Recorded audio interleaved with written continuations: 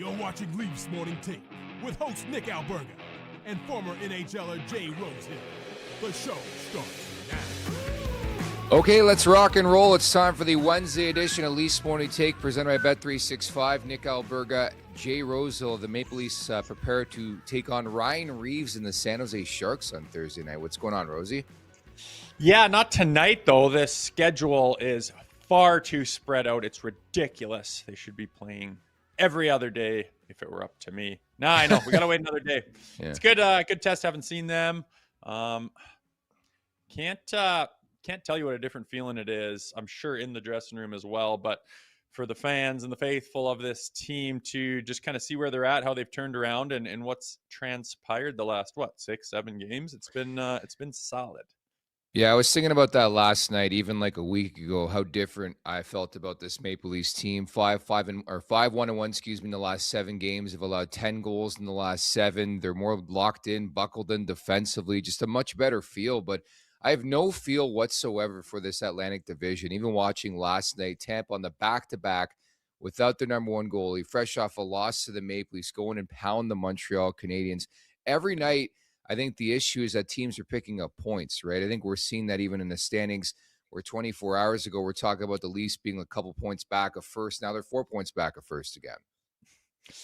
Yeah, it's funny. It's so tight. It's kind of the talk of the league is what's going on with that parity. But I mean, on one hand, you could be like, man, if the Leafs weren't so awful at the beginning, like they would just have an absolute stranglehold of this division. But on the other hand, lucky as hell to be right in it.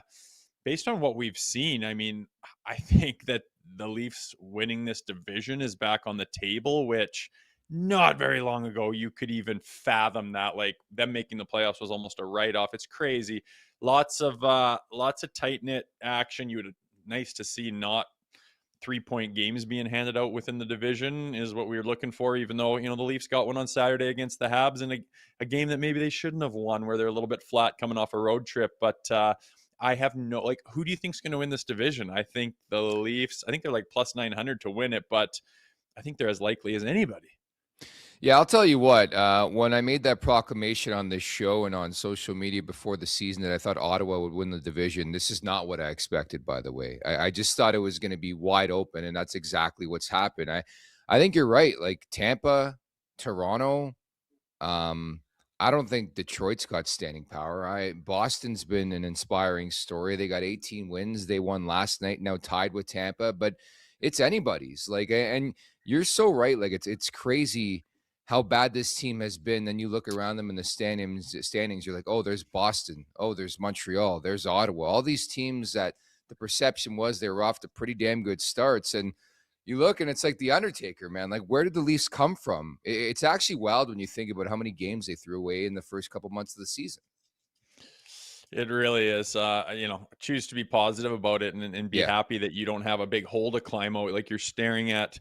But I mean, you talk about the Senators. They were right up there, and now they're just above lowly Buffalo, even though they took care of the Oil last night. It's anyone's game, but obviously we're biased. We follow the Leafs and look at them very closely, and just the way they're playing lately. Yes, they're getting goaltending, which is great. But I think Matthew Nyes was on Overdrive or something the other day, and it was I don't know what that show is. They have swagger. You like that show? They have swagger, like how he calls it, but you can see the way they're playing. They're more bought in. They're less lost. They're more connected. Even with that Neon Mermis and, the Bobby McMann that we'll get to and the bit of the melee that happens, like they have swagger. They have more, within themselves. They're more confident. And yes, good goaltending inspires that, no doubt. But their backend's got good things to talk about. Depth has been unreal. Bottom six has been phenomenal. And they're just playing a much better brand of hockey. And I'll be honest, they don't even have Matthews, Nylander, Carl Tavares into that fray going. So, I mean, I think there's even better to come potentially. You could get Wool back healthy. He's on the ice here this morning. So looking like the perspective of this season is so much brighter than what you would have thought. And yeah, you can thank the division for that, but they've put it together. I've got faith in them again, and I'm expecting a good performance here again on Thursday against the Sharks. Yeah, maybe this seems under the microscope for me because I live in the market. I love the team, but they always seem to drag you back in. Like, man, 2 weeks ago, I still reference it. That Capitals game broke me. I'm like, this team's finished. They're cooked. Just trade these guys. Let's get Wall on the trade block. Let's do this. Let's do that. And all of a sudden, they win a couple games. They actually play as a team.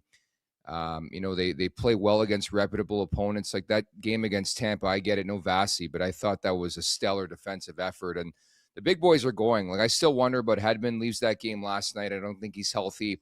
Tampa's banged up, but they had Point, they had Kucherov, like they had some guns in their Hagel. And the Maple Leafs just step up to the plate. And I think they have proven the last little while, regardless of the opponent, if they play the way they're capable of, they can beat any team in this league. And that's what drags you back in, where you get that belief and you think about the playoffs and the style of play that brings success. And you look at this Maple Leafs roster, this is probably what Brad Treliving envisioned, right?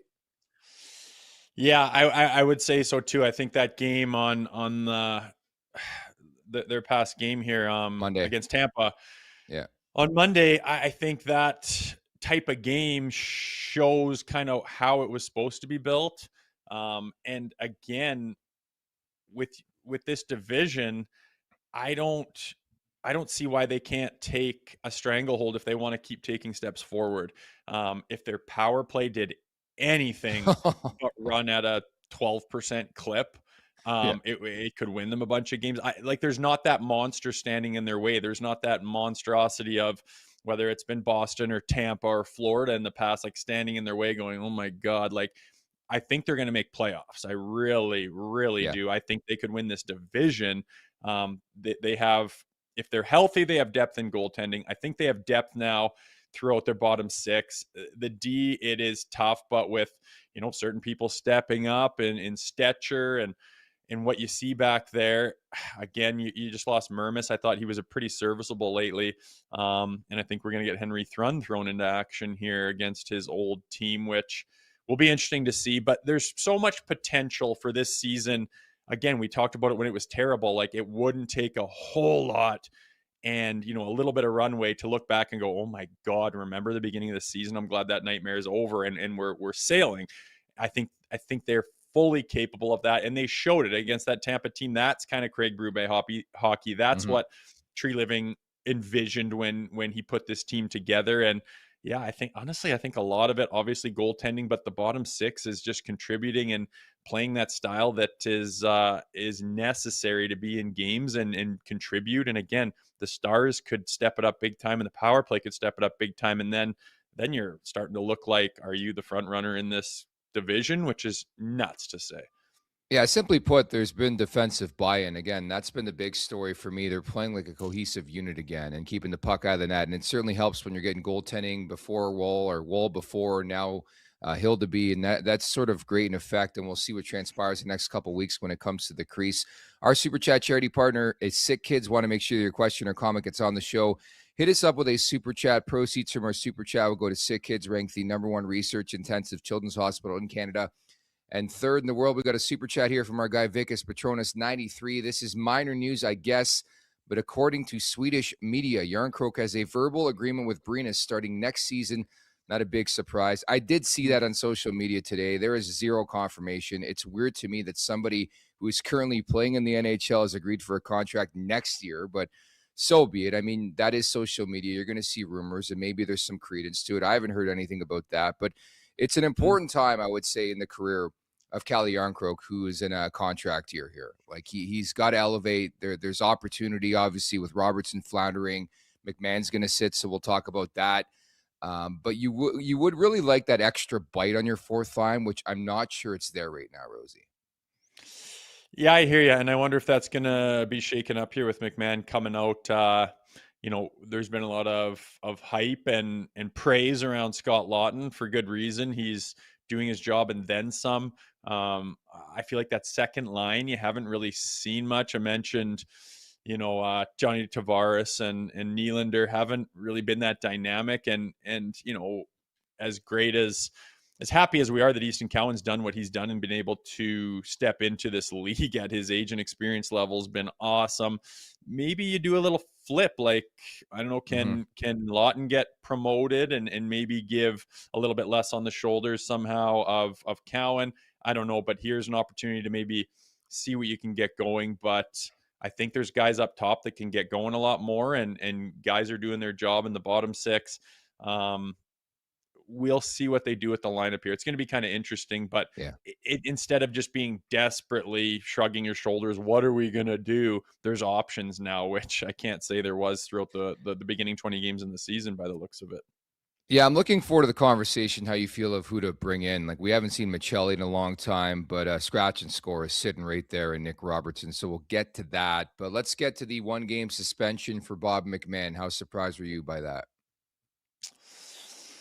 I can't say I was surprised, but they always look at comparables and whatnot, and it was kind of just a reaction thing during a bit of a dressel of something that happened, and yeah, his stick hit his head. It wasn't grotesque. It wasn't that violent. There was no injury on the play. It's not allowed, but you kicked him out of that game. It was a tight, important game. He missed, a good chunk of that game. I really was going, give the guy a fine. You go back to the Jacob Trouba one, which I tweeted. It is like a nasty hands together, two-handed, like that gets a fine, and Bobby McMann's gets a game suspension. Explain that to me. Like, sit down and explain that. And they took the time to hear Bobby McMann out and have a hearing.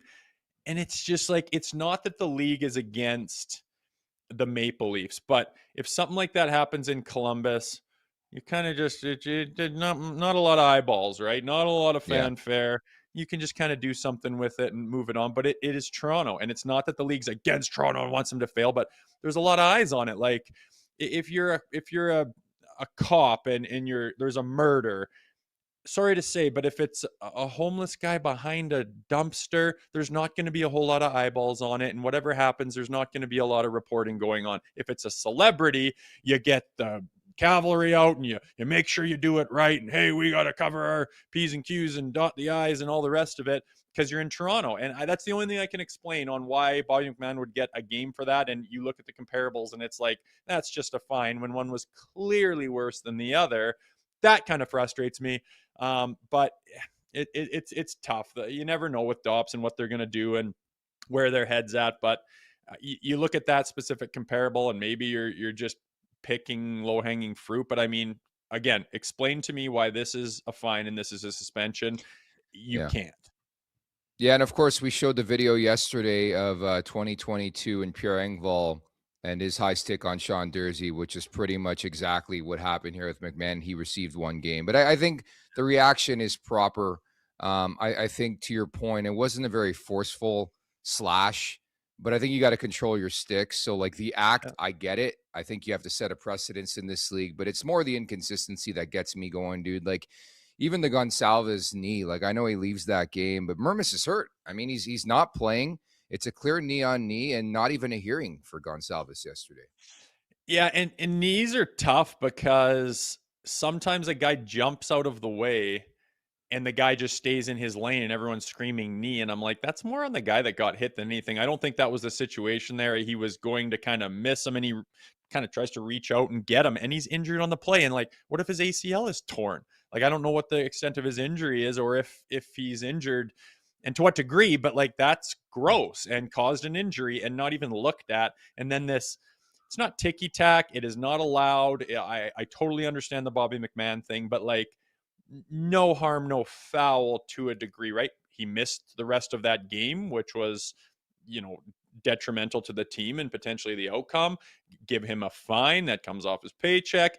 Call it a day. I would have been happy with that. Of course, I'm biased, but we're going to be without him. And, maybe that'll give opportunity for a Nick Robertson to get in there. Maybe he can, play some minutes. We'll see what line he ends up on. But one thing that kind of bugs me is that Bobby McMann line, that third line with Dakota Joshua and Nick Waugh has been, just a staple of solid play that they have been looking for. And it's, in my opinion, why Joshua and Waugh got brought in here and they've been clicking. and really are solid on that bottom six. And now you're going to break that up for a game. Not a huge deal, but I certainly hope that when McMann comes back, they can pick up where they left off. Hold the thought there on Dakota Joshua, because I want to get your thoughts on his first fight as a member of the Toronto Maple Leafs. You can catch Off the Roster, Toronto's new sports show with Cabby, Lindsay Dunn, and Dan Riccio every weekday morning at 10 a.m. on the Nation Network YouTube channel. Make sure to subscribe as well. Anywhere you stream your podcast, Off the Roster, the new sound in the six. Don't miss it. Got Dallas Eakins back on today's edition of Leafs Morning Take, Rosie. Yeah, looking forward to that. We'll talk to him a little bit. He's in Mannheim coaching, and he is quite familiar with this market too. So we'll see what his take is on the first handful of games. What is it, 26? What have they 29. Played now? 29. Holy smokes. She's clipping along. But yeah, see his take on the beginning of the season and the recent play, call it a turnaround with the Maple Leafs here. So looking forward to that as well. I want to get into Mannheim as well. They're on fire. They're first in their division right now. 3 shutout victories in a row, 2 different goalies. And I think it's time for Dallas Eakins to come back overseas, man. Like, I just hate that we're recycling coach after coach after coach in this league, and it's like new blood. Where's the new blood, or maybe the old blood we haven't seen in a while? So I'm officially vying and vouching for Dallas Eakins to make his return to the NHL. At the Leafs Nation 401, hit that like button, hit that subscribe button. Leafs Want to Take wherever you find your podcast. Make sure to leave us a 5-star review.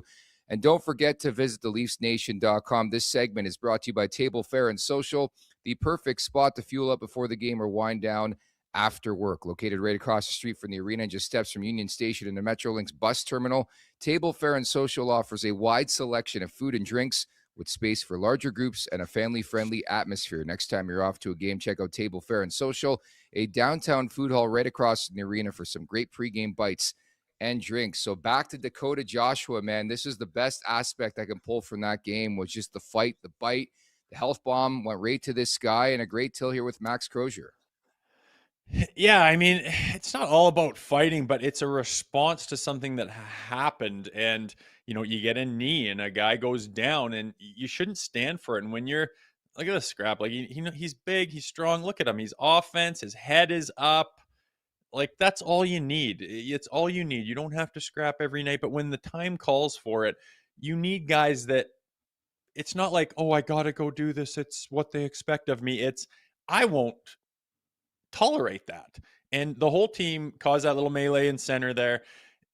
Yeah, Tampa's not the toughest team in the world, but it's just a team mentality where you stand up for each other. You have pride in what you're doing, pride in each other, and you can see it on the ice. That team has got a different vibe around it now. They're starting to bond a little bit, and I don't know what's going off the ice, but you can see it on the ice. And they, that's a great example of it right there. There is many times throughout many different seasons where that would happen, and everyone would just be like, oh, what happened? I missed it. And I didn't see it. And it's just like not willing to stand up for each other and to have pride in your team. And the best teams in the world always have pride in themselves, stand up for each other, don't take any bullshit. Guys get out of their comfort zone all the time.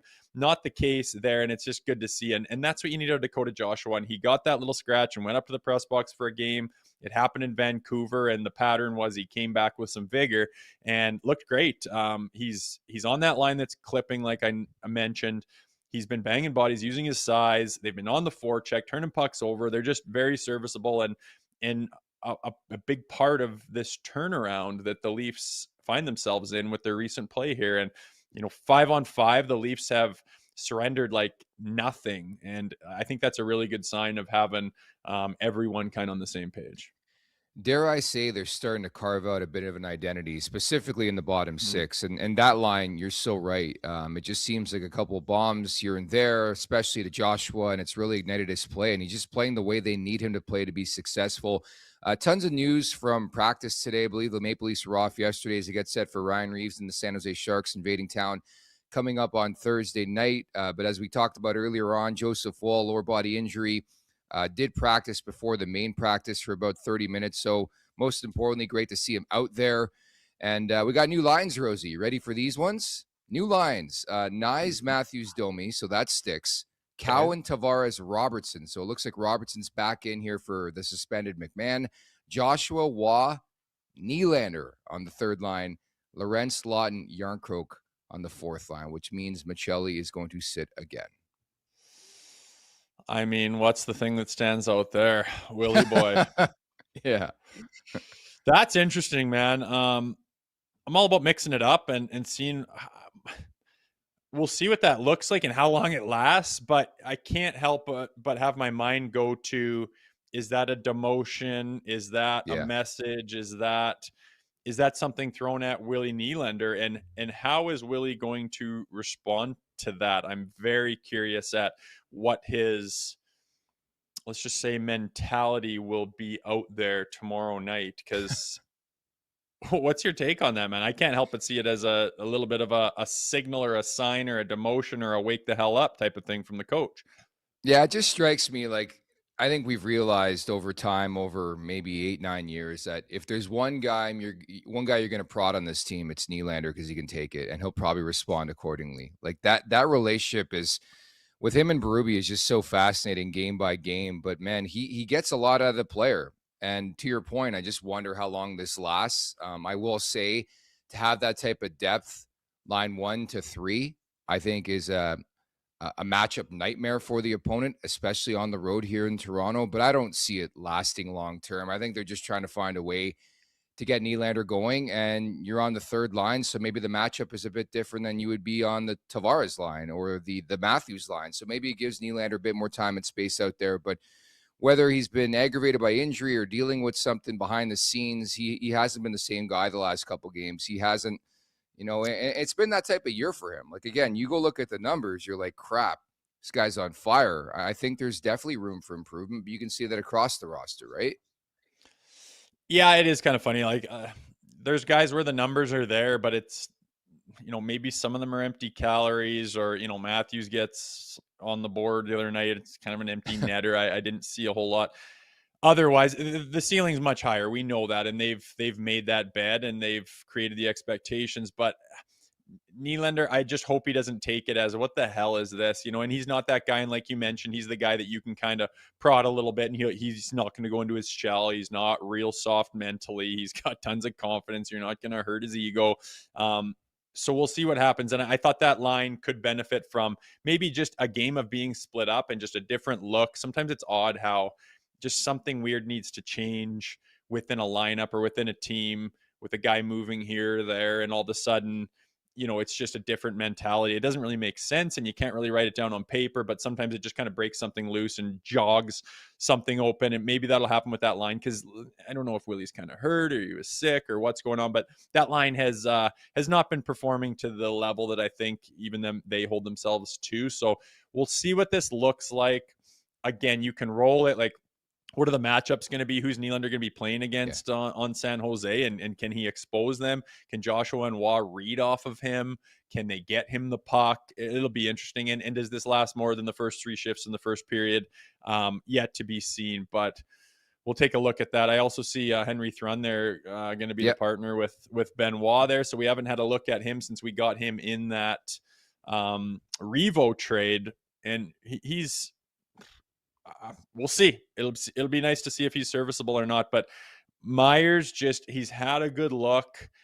Again, a big body that doesn't use it. Like, what they're needing. You know what they need out of you. You know how big you are. Like, it's not hard to just be a little bit more like Benoit. Like, Benoit is not a perfect defenseman, but he has strengths in certain areas, and that's what Myers could have had with the opportunity he had on this roster and in the lineup, and didn't do a whole hell of a lot with it, to be honest. So in comes Henry Thrun. We'll see if he can contribute. Couple red non-contact jerseys as well at practice. Great to see Chris Tanev on the ice for the first time with the main group since getting hurt back on November 1st. And Marshall Rafai, don't forget that name as well, was hurt in camp, but plays a rugged, tough-nosed type quality and style on the blue line. I think at some point he'll get a shot, but you're right on the blue line. McCabe, Stetcher, Ekman Larson, and Myers at practice because Morgan Riley's absent due to sickness. So watch out for that potentially on Thursday. Then Benoit and Thrun on the third pairing. But I don't hate that. I mean, call the guy up. He's going to be a bit fired out to play his former team, and maybe you get the most out of him for one game, if it's just one game or a few games. I don't hate that play. I think coaches utilize that sort of play quite a bit in this league, and I think it works out more times than not. Yeah, for sure. He's going to be chomping at the bit. Here's an opportunity. Yeah. He's got 120 games in the National League. He's 24 years old. Like it very well could be the start of something that it's an opportunity, right? And we'll see what he does with it. But I don't mind taking a look at it again. The other option was Myers going in, and I think he's had plenty of opportunity and is just, whether it's been unwilling to do what they need back there. Again, the big body, the physicality that they've been lacking, especially when they were struggling, just wasn't really willing. So I'm excited to see Thrun in there, and also excited to see what they do with those lines, with Willie being on the third line is a different look, to say the least. And also excited for today's guests at the Leafs Nation 401. Hit that like button, hit that subscribe button as you bring in from Adler Mannheim, the head coach and GM. It's the one and only Dallas Eakins. What's going on, Dallas? How are you? Everything's great. We just got back from a tree planting excursion with our team, which was awesome, to say the least. Little team bonding activity. Hey, you guys are hot right now. Tell us, take us through your season. You guys look like you got a team there. Yeah, you know what, Rosie? You would love these guys. They're your kind of people. Extremely tight group. Not every guy is a 10 out of 10 character guy. They're fit. They work extremely hard, and they're a really fun group to watch and to be around. They really inspire me on a day-to-day basis. And you know, right now we're fortunate enough to be in first place. We've rattled off 3 in a row here without giving up a goal with 2 different goalies. Our team loves to check, so I'm really grateful to be around a group like this. Yeah, you're talking about it, Dally. I mean, you're getting the goaltending. What kind of jolt does that give to a coach when it starts with the crease, you're getting those saves, and you work from there, right? Yeah, we've got 2 guys that have been excellent this year. And, you know, it's them. We have great faith in both of them. You know, touch wood, we haven't had any injuries back there like the mighty Leafs. And then the other thing is our group protects that middle of the ice incredibly well. Like, we work on it every day. Like, I'm sure they're already tired of me talking about it, but you know, that ice in between the dots, and especially that area in front of the crease, those high danger area plays, you know, we're good at eliminating those. So it's something we still have to keep working on and get better at. But our goaltending and our checking game gives us a chance to win every night. And sometimes the difference between a team playing really good hockey and not so good at hockey, like, those margins are slim. And you see the Leafs, I mean, they're just miles away from how they started the season. The first 20 games were just shockingly bad, and by all accounts, they seem like they're finding something here. Have you been watching the Leafs a little bit, and what are you seeing about this recent turnaround? Hey, I worked for the Leafs for 8 years, and that organization will never leave my blood. I've kept an eye on them every year that I've ever coached. You know, I was even fortunate to play part of a year there a very long time ago. So, yeah, they're an interesting group. And you know what I think everybody has to realize there is, like, everything is not as good as it seems, and everything is never as bad as it seems. And in a season like that NHL season, you're playing every other day.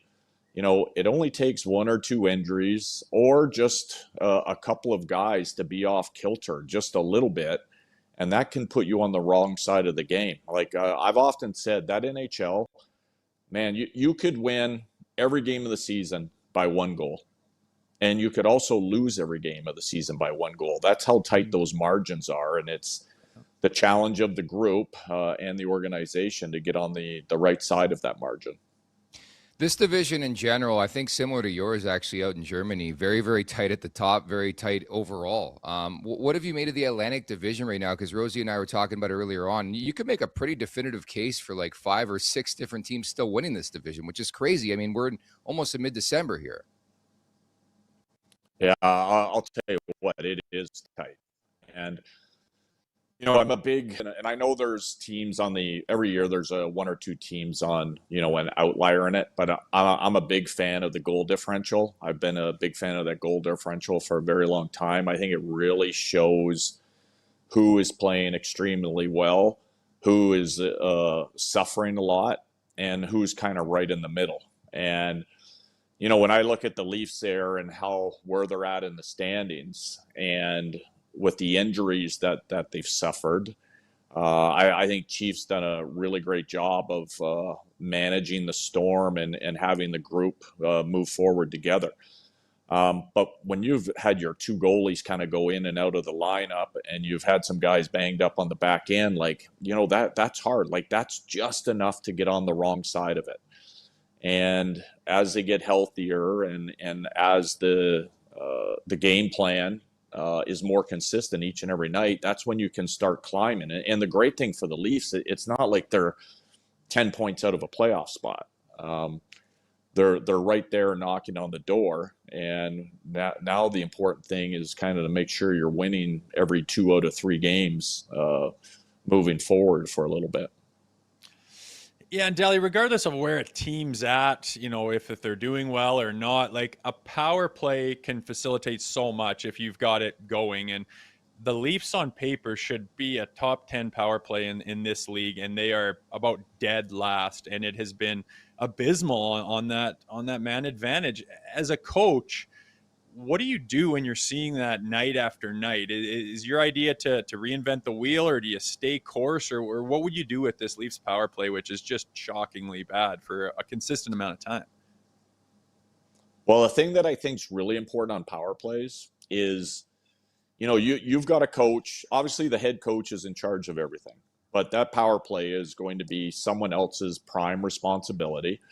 I'm not sure who that is with the Leafs, and nor does it matter. But like for me, especially if things are going off kilter, but even with the really good power plays, I think that needs to be a conversation all the time. And I think it needs to be a conversation between, you know, the coach that's running it and the players that are on the one unit and on the other unit. And where there's input and you're asking questions and, hey, what do you guys see here? What do you think would work? What are you guys comfortable with? And because when you get to that, the players have skin in the game now, and they feel like they're being heard. And I think they appreciate their opinions being facilitated. And you need to have a plan when you go out there. The old days of the power plays going out and going, okay, we got a couple plays here, let's see what we see. Power plays march out now going, hey, we're running play 1 and play 2. When we get in there, that's what we're going with. Right off the bat. So you need to be highly organized. But when things are suffering, I'm a big believer in like get right back to basics. Like, how do you score goals on a power play? And what are the simplest ways? And I think when you get back to basics, that's a really great starting point and starting something that may turn into something real special down the road. The numbers are staggering, guys. 10 for 72 on the season are the Toronto Maple Leafs, which makes no sense considering the star power they have. Yeah, but can I say something? Like that, sure, can I jump in on that? That doesn't matter now. Like, and you know what matters is their next game. And I know everybody's job is to go, hey, they're whatever 10 for 72, or they're this on the PK, or man, they haven't beat and I'm just throwing this out there. They haven't beat Minnesota in 5 years. What does that even mean? Nothing matters. The only thing that matters was their day at practice today. Did they get better today? And then, okay, can they win the special teams war in their next game? Like, can they win that special teams battle in the next game? That's all that matters. And I think the more, and I hope they're not doing this. I hope they're not, the power players are, oh my God, we've only scored 10 goals or whatever it is. If you're doing that, you're not scoring again. You have to just focus on what's in front of you, and that's it, especially in that marathon season. You get caught up in anything that's gone great, you'll usually get complacent. You get diving into the negative numbers, you're screwed. You got to get to where your feet are real fast. And that's so funny because that's the biggest difference I noticed from being on a team to being on the media side of it. And that's where that contention and animosity comes from the two sides is exactly what you said. We don't care what it is. We're worried about today and what we're bringing to the table and trying to get better every day, where the media, they're going to go interview and they're going to bring up all the stuff that the team's trying not to focus on and leaving behind them, and they're not wasting energy on it. And it's too funny to hear you say that, because of course that's what they're thinking of. That's what comes to mind for you being still in the game inside of the room. I can see where the contentiousness comes from the media to the locker room when you start talking about these types of things. And you know what's interesting about this? It's been proven. Like, I read a lot of stuff on psychology, and the thing you can't be is you can't be negative. And I'm not a keep it positive guy either. Like, hey, if it's positive, let's be positive. But if it's not going right, let's be neutral and let's find a solution to our challenge here. Because every little negative thing that you bring in, you hold on to it. You hold on to it, and it affects your confidence. It affects your mood. All those things that make players into being great. And so if you keep looking, let's use the power play again. If you keep looking at that number or that percentage, it's no good. If you keep going into interviews and you're constantly being pelted by this, you're taking it in. And it takes a great, great skill to get back into the now. And I think that's a place where the way these seasons are stacked up now for these teams, like as much as you need a power play coach and you need a head coach and a PK, all this stuff, all of those coaches need to be greatly employed and greatly confident with their psychology skills, because they're going to really need to get their teams back on track and their minds in the right place quickly. Fine. I'll never mention a statistic again on this pod. No, I get what you're saying. I want to ask you about Dennis Hildeby because I think crease stories are always great ones, and they needed somebody to step up. And for me, again, small sample size in this league. We've seen him at bits and pieces the last couple of years here, Dallas, but I think he's got all the makings of being an actual NHL goalie and a good NHL goalie just because of his size. If he can utilize his size, which I think has been a big story early on this season, he's playing big. And I think that helps. What's your read on Hildeby thus far? Well, I always cheer for those guys that come in like that. And, he gets put into two spots in one. He gets put into a challenging spot because he's got to throw this team on his back with the injuries to the other guys, but he gets put into a great spot. He's been sitting there with the Marlies. He's been sitting there in the summer dying for this opportunity. Man, I need a chance. I just need another chance. And well, here it is. And, when I had Rosie there in the American League, I used to tell the guys all the time, you got to live your life in that league by this. I'm getting called up tomorrow. I'm getting called up tomorrow. And you got to come in every day thinking that so that you're prepared. So when you're on the drive up the road there to the Air Canada Center or whatever they call it now, or you're getting on a plane to join the team, that you're like, I'm ready for this. I'm ready for this. Not, oh, crap, I haven't been putting in the work. And I always cheer for those guys. I love that he's come in and had success. And you know what? I was reading some stuff. Well, can he sustain it? Can he sustain it? It doesn't matter. You know what matters? Next game. That's all he's got to focus on. He doesn't have to focus on the winning his next 10. He's just got to focus on his game. He's got to he's the only guy on the ice that's got to give his team 60 minutes. Everybody else has got to give 22 or 18 or 12 or whatever they're going to play. And I love when guys come in like that and have success. It's fun. Yeah, and another guy who took the reins of opportunities, Troy Stetcher on the back end. I mean, this was a pickup off of waivers, and usually that doesn't amount to a whole heck of a lot, just someone else just letting him go. And he's played 23, 24 minutes. He's kind of felt like the backbone of this back end. You could argue Jake McCabe's up there too, but with the absence of Tanev, he's really stepped up. Does that remind you of anyone that you've seen? I mean, it's very rare for a waiver pickup to have this big of an impact on a team like this. Yeah, you know what? That kid always stood out to me. Like I remember playing him when we were in the West there, and he always gave everything he had. Like he's not the biggest guy, he's not the most skilled, he's not the fastest guy, but man, you knew when he was on the ice. Like he was playing every shift like it might be his last one. Yeah. I had done some talking to people about him. He is just so revered and so respected by his teammates, like a really popular guy.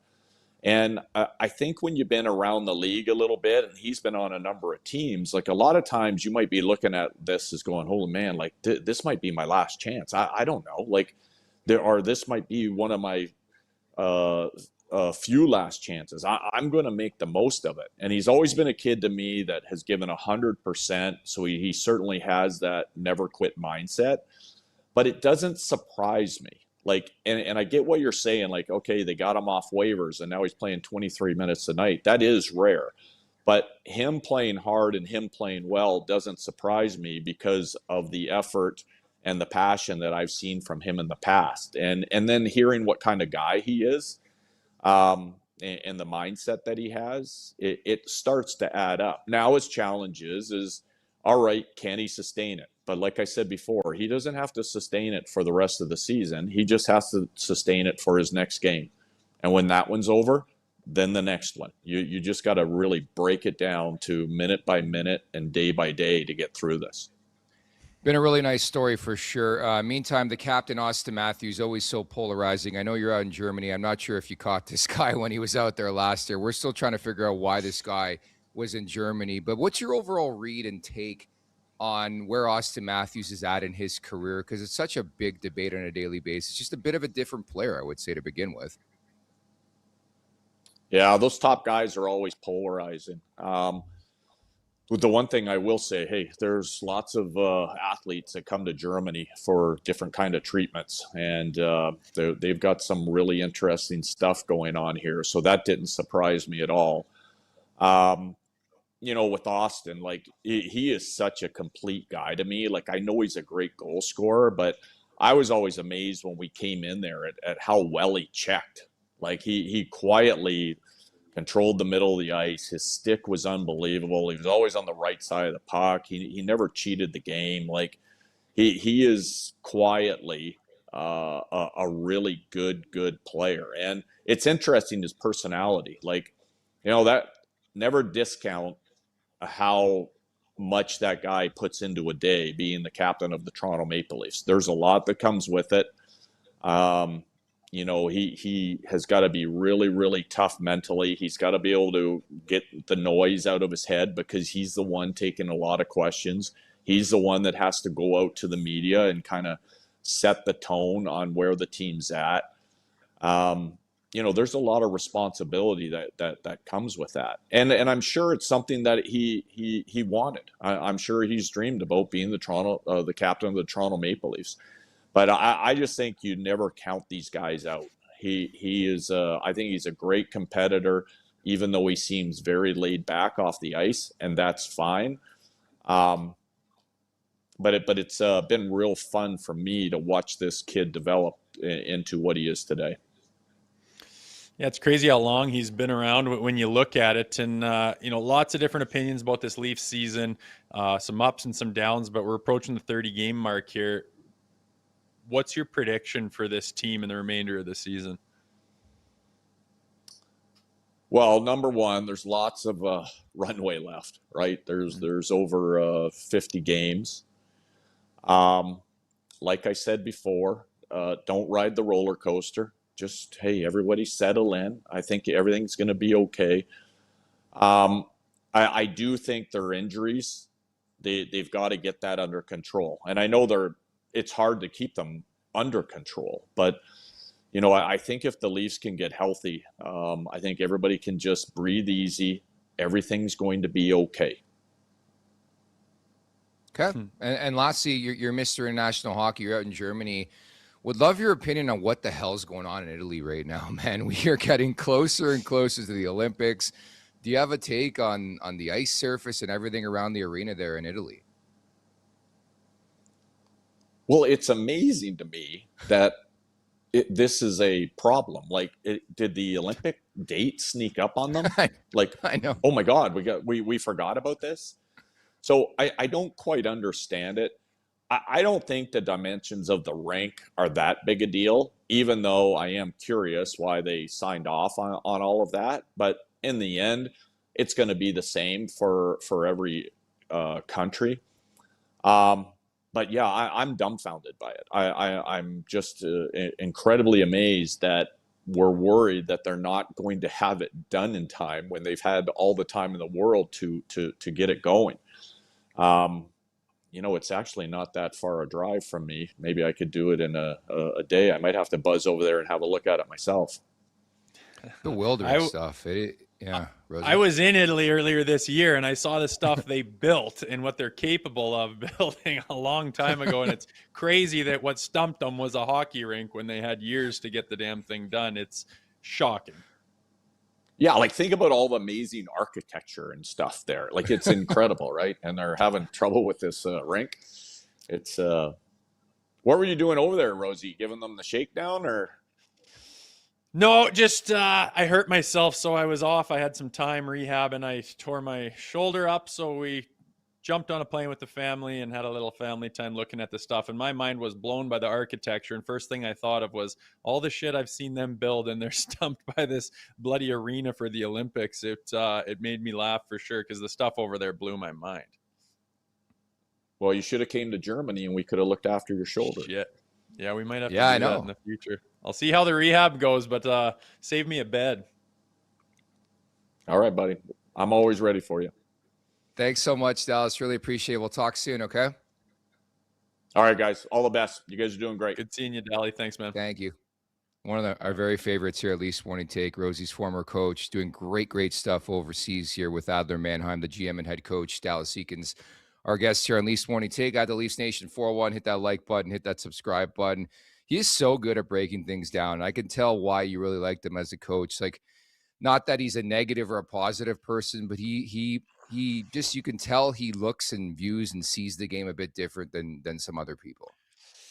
Well, his one answer to the question, when he's talking about reading the psychology and stuff, and I knew that, and it doesn't surprise me because there's so many times, and like we had a season where I was with the Leafs the whole year, but I had been with him up and down the previous 2 years, and then after the Leafs didn't make the playoffs, I went down to the Marlies. They went to the Calder Cup finals, could have won a ring, ran into John Cooper's, stacked historic team in that American League. Nonetheless, throughout those points in time, there was lots of times where I was kind of surprised by the way he entered the room and what he said and how his meeting went and how the video went, where you're expecting something and you get something else. And it's because he's looked at the situation, he's thought about it, and he said, what is the best approach to get this team to perform tonight? And so many coaches don't do that.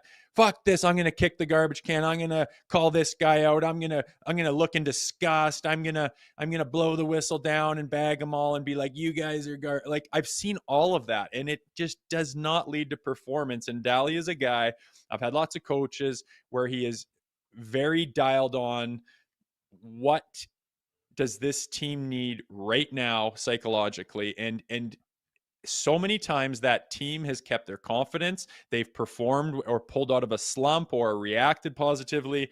And there's just not a lot of coach that have their finger on the pulse like that. And Dally, like you said, he knows the psychology of it. And even his answers, you can tell, oh, that's not really what I expected. And he's already thought about it, and he brings it to the table in the right way. And there's no surprise that they're having a lot of success in Mannheim there. And I would like to see someday soon him get another look in the NHL as I think he deserves it. And I think there's a team that'll be waiting for him that could really benefit from his skills at the helm, to be honest with you. In support of Sick Kids, we got a couple super chats, to get to. MRush89, appreciate the super chat. Tanev was supposed to be the ideal partner for Mo. So once healthy, pair them together, keep McCabe, Stetch, and OEL Benoit, and trade Carlo for assets. Easier said than done. We don't know what's going to happen injury-wise with some of these guys over the next little while, but certainly I like your question on Stetcher. He's been an exceptional story so far here, and I'll have the revenge game look coming up on Saturday as Connor McJesus and the Oilers are in town. So looking forward to that one. MRush sends us another super chat here. Berube has to stop putting AM on the PK. He's already struggling enough points-wise. Let Lawton plus Waugh handle that. Robbie on the fourth is set up for failure. So Robertson looks like he's going to be on the second line, by the way, tomorrow. But I thought it was fascinating, even looking back at the game against Tampa, where, again, we're always dialed in on other media heads and talking types in this market. And a lot of people were really, really positive and optimistic and complimentary of Austin Matthews in that game. Like, he had 7 shots on goal. But then I came on the show yesterday, and I'm like, there's just something a bit off with this guy. Like, I just don't recall a time where he's missing the net by 17 feet. Like, there's a couple instances in that game against Tampa where those are like shoo-ins in the past where they're behind them. It's like the backup goalie and it's going off a post or he's missing the net. Like, just something is off for me in his game, even though, again, thought he was better in that game, but still not the Matthews we're used to from a couple years ago. No, and it's not even that he's not the guy from a couple of years ago. I mean, he's like 69 goals. Like, he's not. I really doubt he's going to do that again. That was probably the pinnacle of what he is capable of, and it's not fair to hold him to that standard. But I agree with you. Even if you're not holding him to that standard from a couple of years ago, we know he's had injuries. We know he's been looked at by specialists. We know he looks like it looks like he just took step down 2 stairs and now he's standing there, and it's like, can you go back up to the top there? And he's not, and I don't know why. We talk about it, but 100%, how many games this year where if he was at his best it would be a difference maker, and he just hasn't quite been there. He's blended in a lot of times. Again, everything that Dally said too, he does a lot of things on the right side of the puck. He's not cheating it. He's not lazy. He's got a lot of good things to talk about. A two-way guy. He's killing penalties. Like, I'm not knocking him, but with the ability that we know he has, and he's shown us it, especially with his shot and his finish, it's just not there. And it's gotten to the point this year where he's passing up grade A opportunities where you would see him lick his lips and absolutely make the team pay for giving him that. And now he's passing them up and looking to dish or pulling it to the other side. It's just not him. And I don't know what it is. I hope he pulls out of it. But I agree with you. It's hard to watch all the games that we do and not come to the conclusion that Austin Matthews does not seem himself. Yeah, and to me, what I can't get over is maybe a couple years back, we were discussing him in the same vein as like a top 5 player in the NHL. And I don't know if you're watching the game last night, but Nathan MacKinnon was frothing from the mouth. Cale Makar was frothing from the mouth, down 1 against an inferior opponent. And yes, they found a way to tie that game. It was Makar ties it up with seconds remaining. Like, they wanted that moment. I love that MacKinnon doesn't defer. He wants that puck. He wants to do something with it. And it just feels like Matthews deferring a bit, man. Like, he'll get in a prime opportunity to shoot the puck and he's trying to do a sauce pass, or he's not skating with the puck. I know that's not technically his game, but I just want him to grab this team by the balls, a bit more than we've seen this season, last season. And maybe he's pacing himself. I mean, we always have that conversation too. It's a long gear, and I'm not discrediting what he's done. We all know there's a couple different more levels he can get to. That's how great this guy can be. I don't really get how deferring an opportunity or a chance or completely missing the net on a grade A chance is pacing yourself. It doesn't make sense. It's fair. I'll score this one in March. Like, there's something going on then.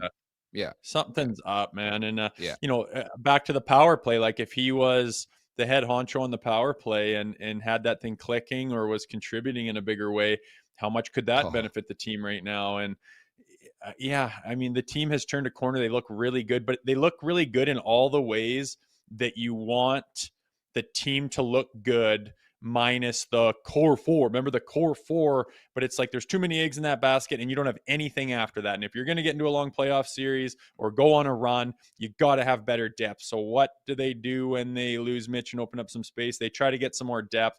Now it looks like we have depth, maybe in goaltending if they're healthy.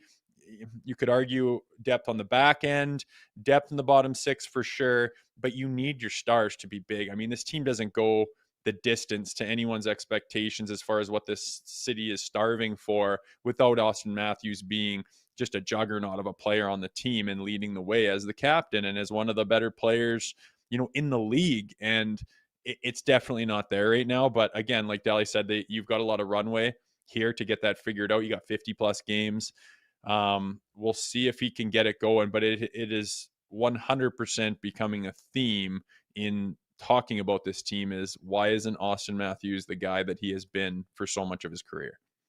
I really enjoyed Dallas's rebuttal to my question about the power play being 10 for 72, but facts don't lie. Numbers don't lie, man. That is atrocious stuff, and just the mentality of a coach. And I hope they're viewing it that way. I hope Mark Savard is attacking practice every day and saying, you know what, we're 0 for 0 today on the power play. Lastly, who are you putting in? Obviously, we know the answer to this, but is it the right move to put Robertson in over Michelli? Like, we're getting at a point here. We haven't. I can't remember the last time Michelli played, man. Yeah, I know. And, with Michelli, they rolled the dice. Are you going to be, you look at his hockey DB. Are you going to be the guy from up here a couple of years, or can we access that? Can we roll the dice, change this guy's environment, and get this guy out of here? Or is it going to be more of what we saw out of him in Salt Lake? And it hasn't worked out so far, but my thing is you're going to get another chance to roll the dice. Is he going to go in? No, I think Robertson should go in. The scratch and score, the way he works, the mentality of this team right now, they've got it going and they want to continue that. And I don't think what Michelli brings to the table, especially if you get more of what he already had, which is pretty lackluster play, I don't think it's going to help the team at all. Where I think Robertson, even if he doesn't score, the way he's going to be buzzing out there is going to continue this mode of confidence and energy and togetherness and connectedness that the team is feeling right now. So I'm all about Robertson going back in.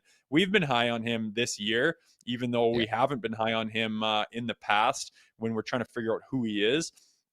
That being said, I think that, again, there's 50 plus games left. There's going to be a point in time where Michelli gets back in and you're going to roll the dice again and say, okay, can you be at your best? Can you be a facilitator of the puck?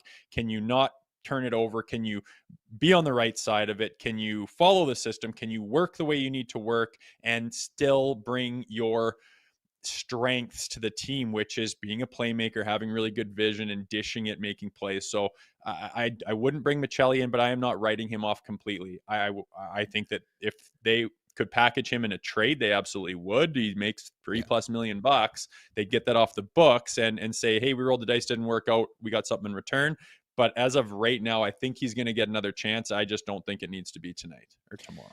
Yeah, let's see if he sees the moment. And Robertson, the numbers haven't been pretty the last 11 games for him, just 2 goals, 2 points. And before we wrap here and get into the last call, I want to give a shout out to our friend of the program, Ben Danford, who was named to Team Canada. And the Canadian squad direly needs a win at the World Juniors. Can't remember the last time I said that, but it's going to be in Minnesota. By all accounts, Canada's got the best roster on paper. They got a bunch of NHLers coming back into the mix, including Misa, and things are up on the upswing. So it's going to be exciting to see Ben Danford on that type of stage, playing for Team Canada. So props to him for making that team. It's time now for the last call, brought to you by Bet365. Whatever your bet is, it's never ordinary at Bet365. Download the app and get in the game. Use code NATION. That's NATION, N-A-T-I-O-N. Must be 19 or older. Ontario only. Please play responsibly. If you're someone you know has a gambling problem, visit ConnexOntario.ca. Not many games tonight in the NHL, but I'm going to play the over between the Panthers and the Utah Mammoth. The Panthers have been a liability defensively. I think it's going to be Bobrovsky in that game. He hasn't had a great year. And Utah, I know they're a team that defensively, they've been pretty good and steady as of late, but I can expect some fireworks in that game. Yeah, for sure. Don't mind that. It's a tough slate, man, looking at her tonight. Yeah. I'm just going to take a flyer on the Calgary Flames here. They got the Red They've Wings. been hot. Flames are on a three-game heater right now. Wings are no slouch. They've won their last 2, but seeing if the pesky Flames, I just like kind of secondary rooting for them as they have nothing to do with the Leafs really, and they're close by. A lot of Flames fans near me. See if the pesky Flamers can pull one off today. It's a coin toss as far as Vegas considers it, both -110. So see if the Flames can ride this heat wave. I really appreciated the fire from Dustin Wolf the other day where he was getting into it with the Buffalo Sabres. I think it was Josh Norris or somebody like that, and he was throwing punches. I mean, he is not the biggest goaltender on the planet, and if he's in a goalie fight, more times than not, he's going to be the favorite to lose that bout. But I like the fight from a goalie sometimes, man. It's not the size of the dog in the fight. It's the size of the fight in the dog. I love it. I love that stuff. Yeah. I don't care if it comes from a goalie or your star player or your fourth line plug. I love that shit. It's good to see. I don't think you can have enough of it on a roster.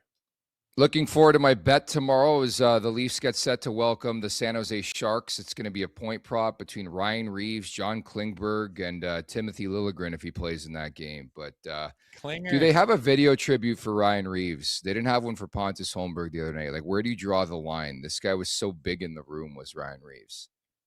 How many games did he play on the Leafs? I wonder. I always wonder if they have a cutoff or if it's just a feel thing or what. I wouldn't be surprised if they mentioned him. I don't know. Yeah. We'll see. We'll talk to we'll have Revo on the show tomorrow morning. Is that a spoiler alert, or has that been No, announced? we're catching up with Revo a couple hours from now, so we'll play that interview for you guys tomorrow. Undoubtedly, he's probably pretty fired up about being back in Toronto. He's going to try to do something, you would think. I don't even know. Like, who would dance him? I don't think Joshua's going him. Like, he's going to throw his body around a bit. You know that's going to happen. Oh yeah, he'll be running around and trying to impose his will for sure. I'm gonna flat out ask him if he expects a video tribute. See where his head's at on Let's it. do it. Yeah, let's do it. Okay, Rosie, great stuff. And yeah, we'll see if the Leafs can continue on here against San Jose tomorrow. Macklin Celebrini's on a different planet right now. They're an upstart team. They play an open brand and open style, so it should be a fun game at Scotiabank. We'll talk tomorrow, okay? Sounds good, man. I'll be here. Sounds good. At the Leafs Nation 4-1, hit that like button, hit that subscribe button. Leafs Morning Take, wherever you find your podcast. Make sure to leave us a 5-star review. And don't forget to visit theleafsnation.com. Thank you to Dallas Eakins, the head coach and GM of Adler Mannheim, for dropping by today's podcast. Thank you to producer Vic. For Jay Rosehill, I'm Nick Alberga. We'll talk tomorrow. Again, Ryan Reaves on the show tomorrow. Take care. Make sure to check out more of our content right here on the Leafs Nation YouTube page. We got long-form interviews. We got clips. We got epic rants by Jay Rosehill. We simply have it all. And don't forget, you can find out much more at theleafsnation.com. Thanks so much for watching.